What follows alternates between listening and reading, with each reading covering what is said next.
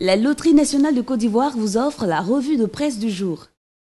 Heureuse de vous retrouver pour ce numéro, le dernier de la semaine. Le pays des hommes intègres ouvre la marche.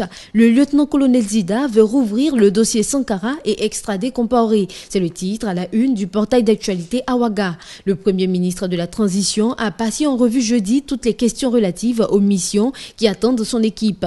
Justice sera rendue. La poursuite des présumés coupables de Thomas Sankara va être entreprise, a déclaré le lieutenant Zida. Aucun dossier pendant ne va dormir. Celui de Norbert Zongo, le journaliste assassiné en 1998, suivra le même processus.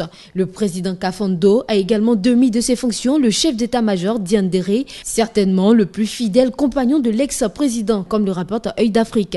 Petit à petit, la page Compaoré se tourne, placarde sa une aujourd'hui.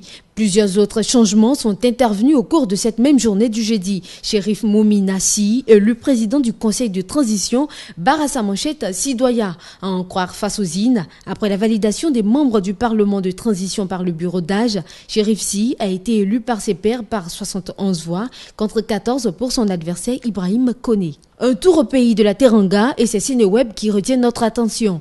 Abdoulaye Wade a déclaré la guerre à Macky Sall. Selon le confrère, l'ancien chef d'État dit être désormais prêt à utiliser tout ce qu'il trouvera comme arme contre la famille de Macky Sall. Le confrère rapporte les propos de Wade et je cite « Il a tenté de me détruire, il n'a pas réussi. Maintenant, je vais réagir. Nous allons tenter de nous détruire et c'est lui qui sera détruit. Jusqu'à où nous mènera cette guerre? Affaire à suivre. » C'est ce vendredi que s'ouvre en Namibie le premier vote électronique d'Afrique. L'agence Ecofin s'en fait l'écho. Plus besoin de déposer le bulletin de vote dans une urne transparente.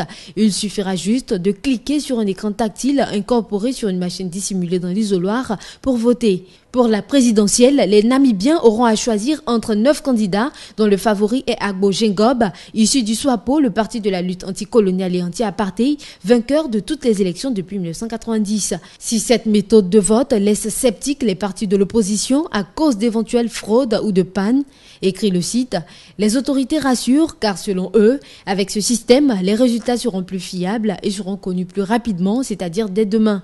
En voilà qui prouve que l'Afrique bouge. Fin de cette revue de presse. Restez connectés sur les www.africatv.net. La Loterie nationale de Côte d'Ivoire vous a offert la revue de presse du jour.